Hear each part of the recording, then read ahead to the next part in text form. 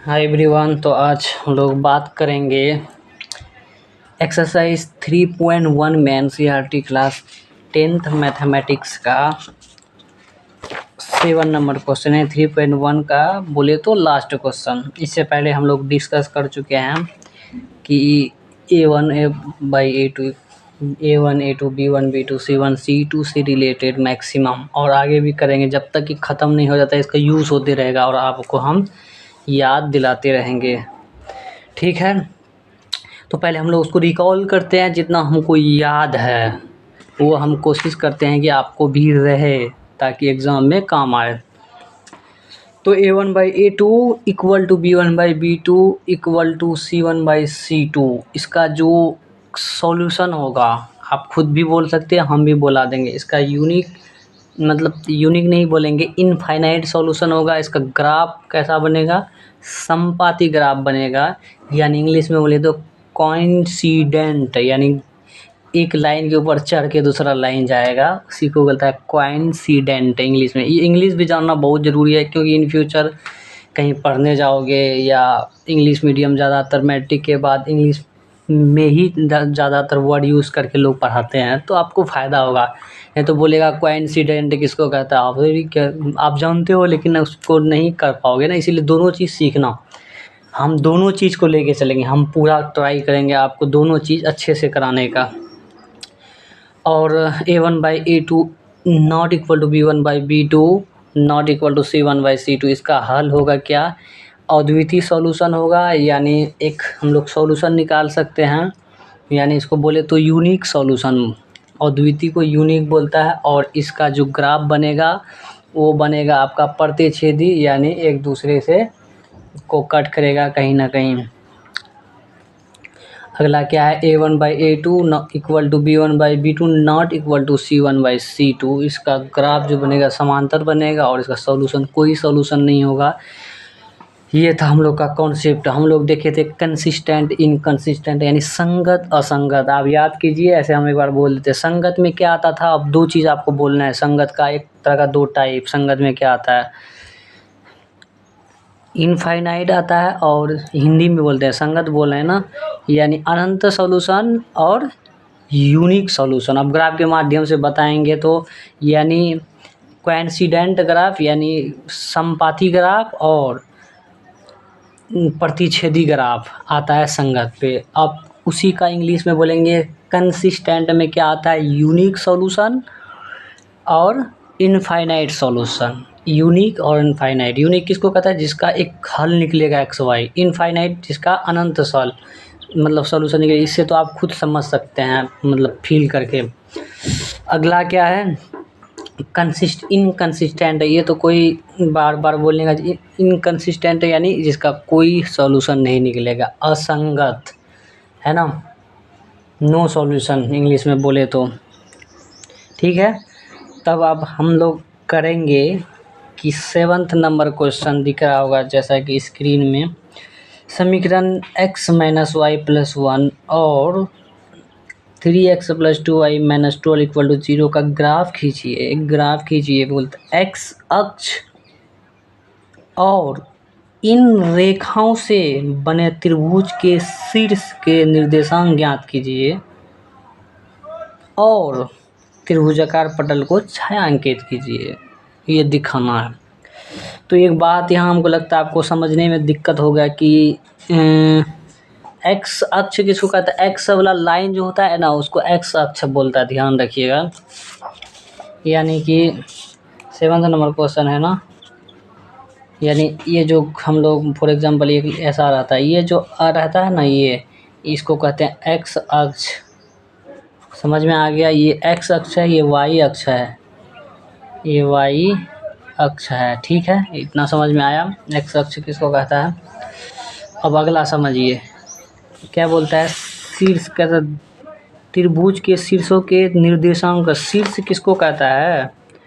शीर्ष जनरली उसको कहता है जहाँ दो लाइन मिलते हैं। शीर्ष, ये एक शीर्ष हो गया, ऐसा करके कहीं भी दो लाइन टचिंग में आता है शीर्ष कहलाता है। एक्स अक्षांश रेखाओं के त्रिभुज बनने के शीर्ष के निर्देशांक, वो जो दो लाइन मिलते हैं उसका निर्देशांक लिखना है। उसका जो एक्स का मान वाई का मान दरअसल रहता है ना, वो जो लाइन कहीं कट कुट होता है तो वही बोलता है उसका निर्देशांक, यानी उसका शीर्ष लिखिए।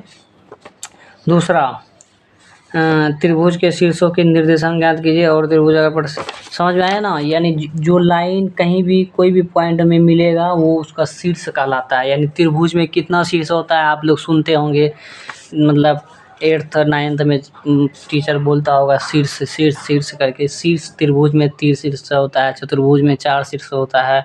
बच्चा सब कन्फ्यूज है शीर्ष क्या होता है। भुजा तो समझ में आता है कि लाइन को कहता है, 4 भुजा होता है यानी 4 लाइन। ये टीचर कंफर्म नहीं कर पाते हैं, हालांकि हमको लगता है वो लोग डाउट वगैरह में रहते हैं, क्या समझ में नहीं आता है। लेकिन आपसे मतलब दिक्कत नहीं होगा क्योंकि हम आ गए हैं। शीर्ष किसको कहते हैं, यानी 3 कोना रहता है जहाँ 3 पॉइंट मिलता है, जहाँ टच होता है एक दूसरे से कॉर्नर में, उसको 3 शीर्ष, यानी जैसे एक त्रिभुज बना है। ये हो गया आपका शीर्ष, समझ में आया। ये हो गया शीर्ष, अब नहीं भूलिएगा, ये हो गया शीर्ष। इसीलिए बोलता है त्रिभुज में 3 शीर्ष होते हैं। चतुर्भुज बोले तो 1 2 3 4 शीर्ष होते हैं। पंचभुज बोले तो 5 शीर्ष होते हैं। ये समझ में आया। अब भुजा भी उसमें आता है। हम लोग जनरली लाइन सुने रहते हैं, रेखा सुने रहते हैं, भुजा एक अलग से ऐड हो जाता है। एवरेज बच्चा को उसमें भी दिक्कत होता है। भुजा, ये लाइन्स आपको कहते हैं भुजा। ये सब लाइन बेचारे को नाम अलग से पर्यायवाची टाइप का देता है, भुजा। समझ में आ गया। भुजा यानी चतुर्भुज में 4 भुजा होते हैं। अंदाज़ा लगा सकते थे लेकिन हम लोग उतना मतलब दिमाग ये नहीं रहता है अंदाज़ा लगा के भी कॉन्फिडेंट रहे। लेकिन हम लोग सोचते हैं जो चीज़ जान भी नहीं करते हैं बोल के भी क्या। आपका भी कहना सही है। अब समझ में आया। शीर्ष क्या है, जहाँ एक पॉइंट बनता है, एक कॉर्नर दरअसल बोलेंगे। त्रिभुज का कॉर्नर, चतुर्भुज का कॉर्नर जहाँ रहता है उसको बोलते हैं शीर्ष। और भुजा किसको कहते हैं, लाइन, जितना लाइन एक दूसरे से जुड़कर बनता है वो होता है भुजा। बहरहाल इसमें हम नहीं जाएंगे लेकिन हम थोड़ा समझा दिए, ठीक है। हमको अब करना क्या है, इंग्लिश में बता, draw the graph of the equation. ये जो इक्वेशन दिया हुआ है, determine the coordinate the variable of the triangle found this lines are x axis and set the triangle region. इसका भी वही कहने का मतलब है कि आप शीर्ष बताइए, यानी इसका पॉइंट बताइए, जो कि छायांकित कीजिए और पॉइंट बताइए, ठीक है। अब हम इस डायरेक्शन में काम करेंगे। पहले हम लोग क्वेश्चन लिख लेते हैं। क्या है, x minus y plus 1 equal to 0, पहला हो गया। दूसरा क्या है, 3x plus 2y minus 12 equal to 0, इस सेकेंड क्वेश्चन हो गया। अब हम लोग इसको सॉल्यूशन करेंगे, ठीक है। अब क्या करेंगे, समीकरण 1 से लिखेंगे तो x minus y plus 1 equal to 0, x minus y equal to minus 1, x equal to y minus 1। एक डब्बा हम लोग बना लिए, ठीक है। इसको और थोड़ा बढ़ा लेते हैं। ये x है, ये y है, ठीक है।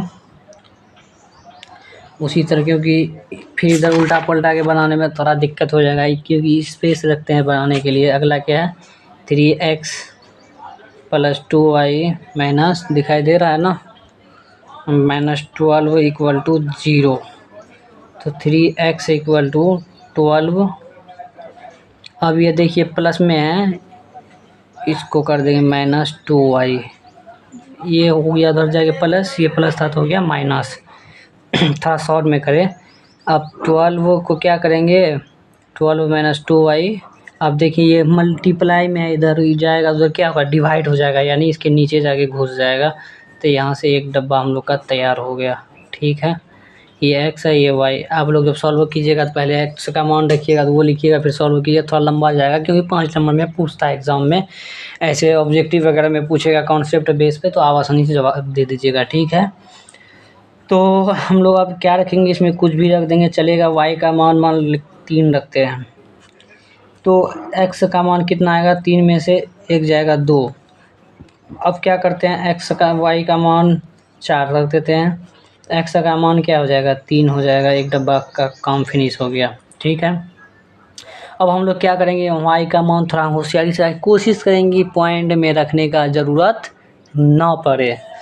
जब ऐसा सिचुएशन नहीं आएगा तब हम लोग पॉइंट में ले लेंगे, क्योंकि बड़ा भी तो नहीं ले सकते, बड़ा तो उतना बड़ा हम लोग के पास पेज नहीं रहता, बड़ा बोर्ड थोड़ी रहता है हम बना के दिखाएंगे, लेकिन फिर भी छोटा से ही अच्छा रहता है। तो y का मान ले लेते हैं आपका कितना,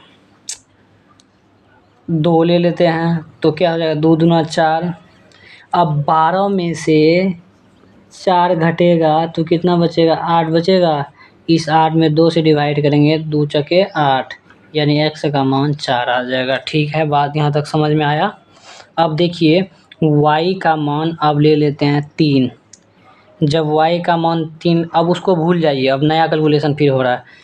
3 दूना कितना हो जाएगा 6, माइनस है तो माइनस 6 रहेगा, यानी 12 में से 6 रुपया खर्चा कीजिएगा, 6 रुपया बचेगा।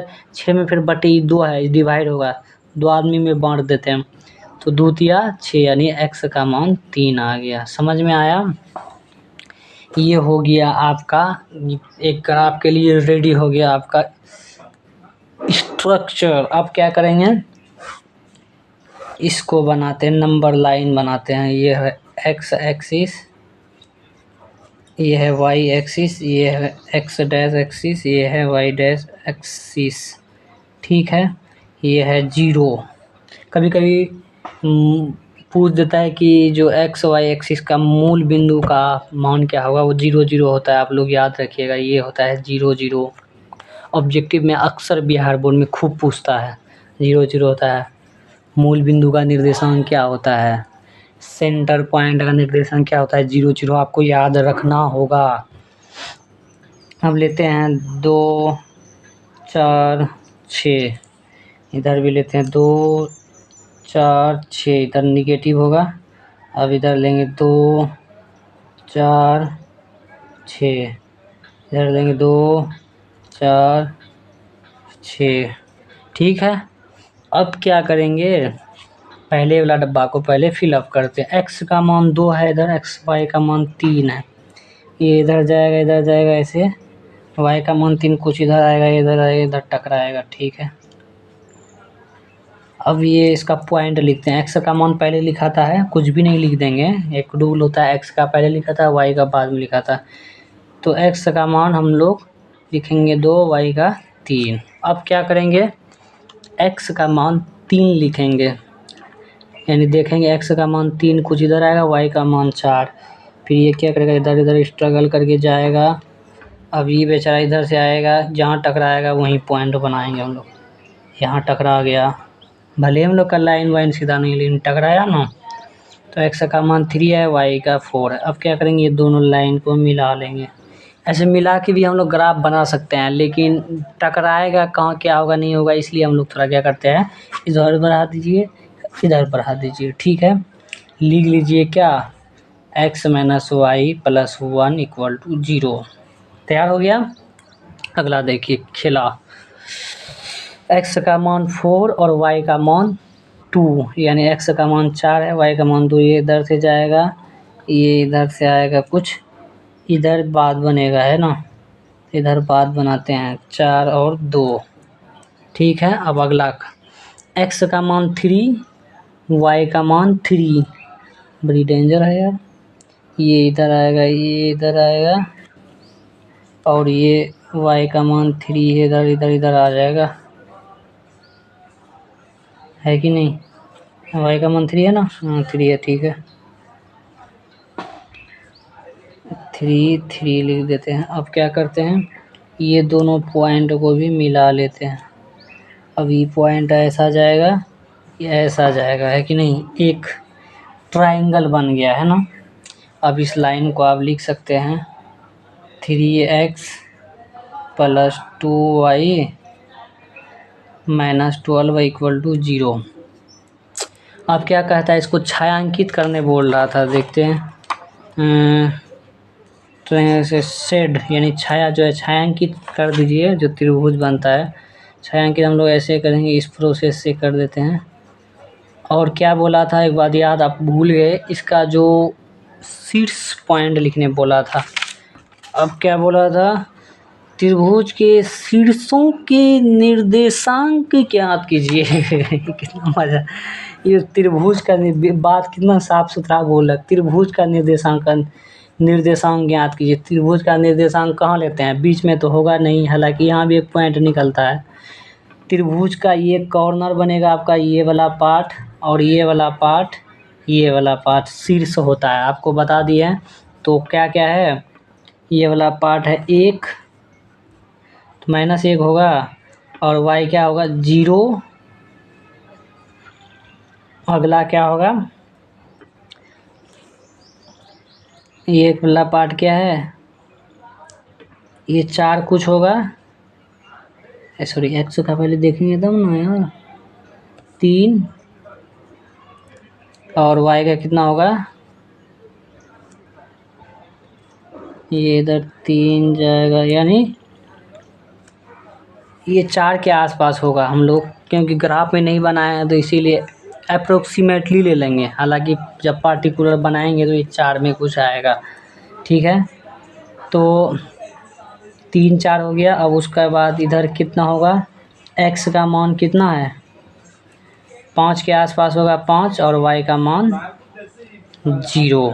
ये आपका हो गया आंसर। यही पूछ रहा था कि x और y का मतलब शीर्ष बताइए। और ग्राफ पेपर रहेगा ना आपका फिक्स आएगा, तो ये होगा -1 0 और जाके 3 4 5 और 0, 5 और 0, क्योंकि x का मान यहाँ से यहाँ आएंगे 5, y का तो कहीं ऊपर नहीं जा रहा है, इसलिए 5 0 होगा। तो आज इतना ही। तो thank you for watching in this video. अगर समझ में आए तो आप सब्सक्राइब कीजिए, शेयर कीजिए। तो thank you for watching in this video double bar.